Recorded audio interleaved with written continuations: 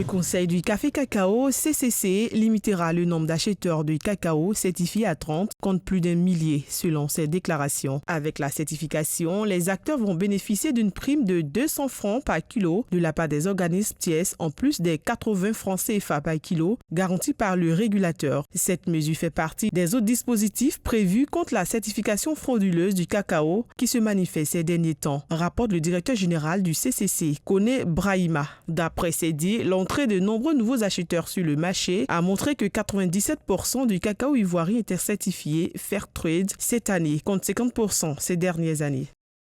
3 personnes sont mortes dans un accident de la circulation sur l'autoroute du Nord ce lundi 27 mai 2024.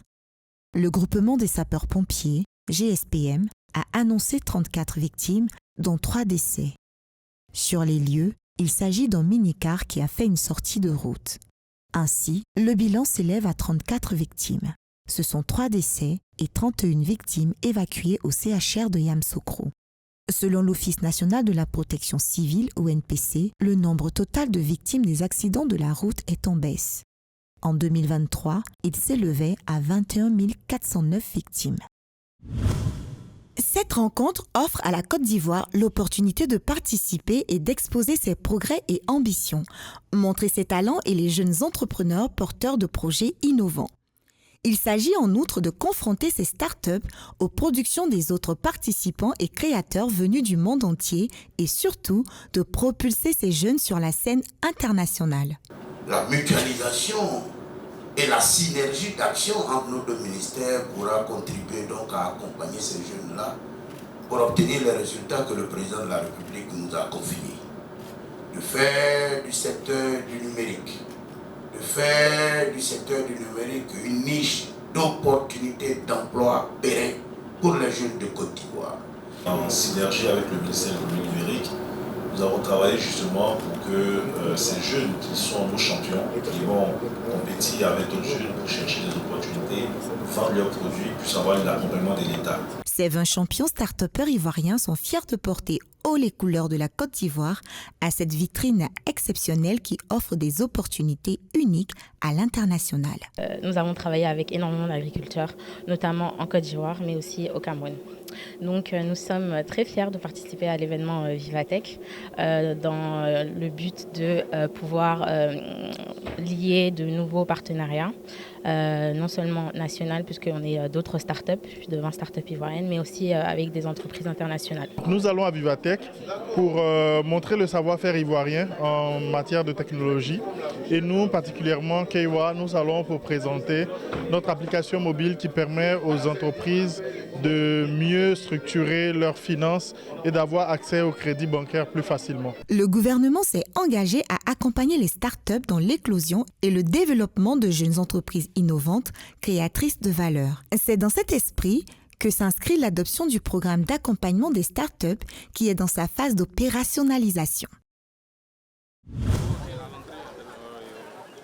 Lycée moderne de Cocody. Nous sommes aux environs de 7 heures ce lundi 27 mai. Les candidats au brevet d'études du premier cycle se pressent pour rejoindre leur salle de composition après avoir franchi la phase de contrôle. Parmi ces derniers, Achor Kwaku, qui affronte cet examen pour la première fois. Après s'être ardemment préparé, il espère avoir son examen et embrasser une série scientifique. J'aborde ces examens avec une confiance. Je suis très confiant parce que les matières avec les plus gros coefficients, je les ai bien étudiées. Donc, j'ai bien étudié les matières dans lesquelles je n'étais pas fort, c'est-à-dire bien fort, comme espagnol et autres. Donc, ça fait que j'ai redoublé d'efforts par rapport à cet examen. Pour aborder sereinement cet examen, certains candidats sont en prière. Cette jeune dame, elle rêve d'être physicienne plus tard et s'est donné les moyens de réussir son examen. J'aborde cet examen avec l'aide de Dieu, avec l'Esprit Saint. Je me suis préparée mentalement et physiquement. Chaque matin, quand je me réveille, je prie et j'essaie de réviser mes leçons parce que je fais beaucoup d'exercices. Quand je vois que ça ne va pas, je refais encore pour voir si j'ai vraiment compris. Du lundi 27 au vendredi 31 mai 2024, ce sont 647 450 candidats qui composent sur l'ensemble des disciplines au programme de la classe de 3e. Cette année encore, les dispositifs sont mis en œuvre pour offrir des épreuves de qualité. Nous avons la vidéosurveillance au sein du ministère de l'Éducation nationale et de l'alphabétisation et nous travaillons en collaboration avec d'autres ministères, dont le ministère de l'Intérieur à travers la DITT.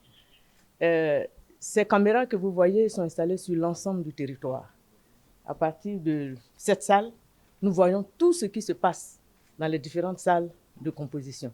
Mais en plus des caméras fixes, nous avons des caméras à travers des véhicules mobiles pour sillonner.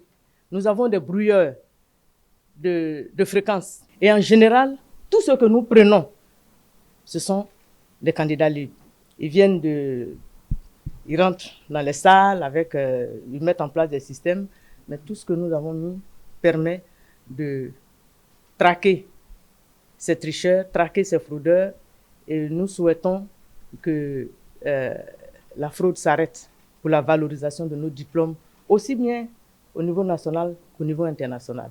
Au collège Surakata de Daloa, les épreuves du BEPC ont démarré ce 27 mai. Représentant le préfet, le secrétaire général Bamba Yaya a demandé aux candidats d'être sereins tout en évitant les cas de fraude. Nous avons simplement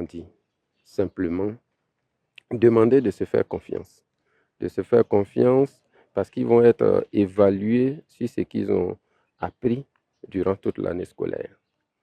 Et comme on le sait, on évalue sur ce qu'on a donné. Aux surveillants, nous leur avons dit que la tricherie entraîne la honte. Lorsque vous êtes un père de famille et vous êtes enseignant, on vous prend, regardez bien vous-même. Aux candidats, nous leur avons demandé de s'éloigner au maximum de la tricherie parce que la tricherie, apparemment, lorsqu'on ne vous prend pas, comme l'a indiqué l'inspecteur général, on ne vous prend pas pendant l'écrit. À la correction, on peut vous prendre.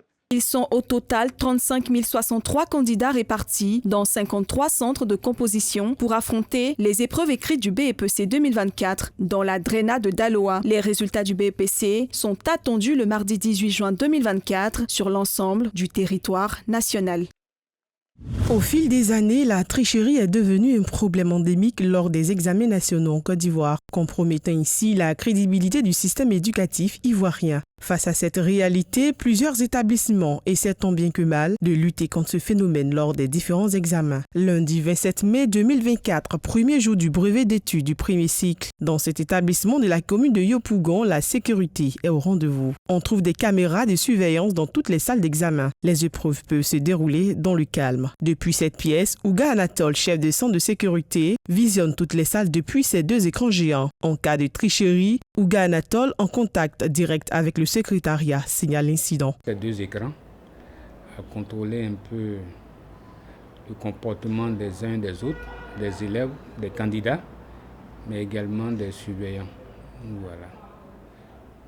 Dès qu'il y a quelque chose qui ne va pas, voilà, nous informons automatiquement le secrétariat par rapport à ce qui se passe. En cas d'incident, nous avons ce qu'on appelle un talkie-walkie, voilà, une radio avec laquelle je communique avec les personnes qui sont sur les paliers. Le groupe scolaire Newton a mis ce système de sécurité depuis maintenant 3 ans. Une initiative qui marque un tournant dans la lutte contre la tricherie aux examens en Côte d'Ivoire. Nous voulons répondre à l'appel de Madame la ministre Maratou Koné qui nous demande de traquer la tricherie depuis les classes. Et donc depuis le début de l'année, chez nous ici, nous suivons les élèves en classe lors des interrogations et devoirs. Nous les avons habitués à bannir dans leur esprit toute velléité de tricherie. Voilà, de sorte qu'ils soient mieux préparés aux examens. Et donc nous faisons en sorte qu'il n'y ait aucune possibilité de tricherie. Voilà. Notons que les épreuves prennent fin ce vendredi 31 mai. Les résultats seront proclamés 2 semaines après. Le Premier ministre tchadien Alamaï Alina a formé son gouvernement avec environ 27 ministres. Le décret a été signé ce lundi 27 mai par le nouveau président de la République, Mahamad Idriss Déby. Après sa nomination en tant que Premier ministre au Tchad, Alamaï Alina a choisi ses collaborateurs pour l'atteinte des objectifs du nouveau régime. Par ailleurs, il faut préciser que ce nouveau gouvernement compte 15 membres de moins que le précédent, dont la plupart étaient de l'équipe sortante, avec 22 qui ont déjà occupé une fonction ministérielle. Ainsi, 7 personnes ont fait leur entrée dans le gouvernement. Il s'agit du conseiller à la présidence et ancien gouverneur de l'Enedi Est, Issaka Maloua Djamous, remplace Dago Yacoub à la défense. Il faut souligner que les 3 ministres qui avaient intégré le gouvernement de la transition aux côtés de l'ancien premier ministre, Succès Masra, n'ont pas été reconduits. L'opposition en Afrique du Sud a promis devant ses partisans de détrôner l'ANC aux élections législatives de mercredi. Le parti au pouvoir depuis la fin de l'apartheid risque d'enregistrer un recul historique à l'issue du scrutin annoncé comme le plus disputé des 30 dernières années. Dans un stade de Benoni, près de Johannesburg, plusieurs milliers de partisans arborant t-shirts, drapeaux et parasols flanqués du slogan « Sauvons l'Afrique du Sud » ont participé dimanche au dernier meeting de l'Alliance démocratique DA. Le 29 mai, environ 27,6 millions d'électeurs sont appelés aux urnes pour choisir leurs 400 députés qui désigneront ensuite le prochain président. Une cinquantaine de partis sont en lice.